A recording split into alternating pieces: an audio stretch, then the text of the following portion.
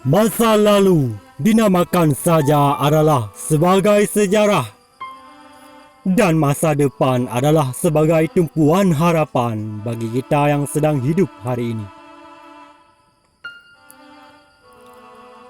Pada masa lalu, kita bisa berguru untuk mengenal masa depan.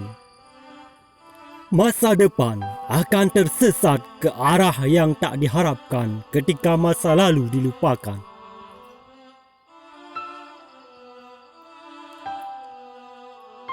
Kesalahan di masa lalu adalah sebagai pelajaran untuk merancang masa depan yang lebih baik.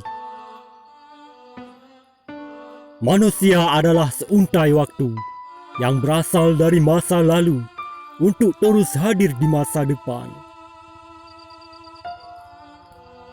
Sejarah Aceh adalah masa lalu yang telah dibangun dengan iman, dengan pengetahuan dan segenap kekuatan. Bila kita melupakan masa lalu, maka kita akan kehilangan masa depan.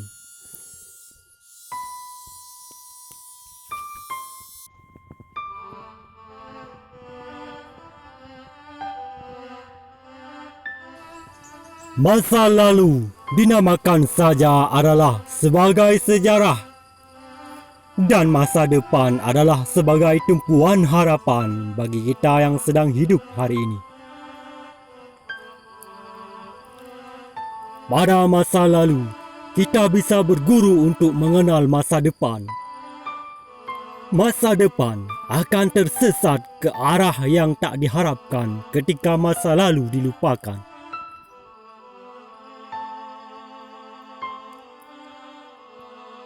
Kesalahan di masa lalu adalah sebagai pelajaran untuk merancang masa depan yang lebih baik.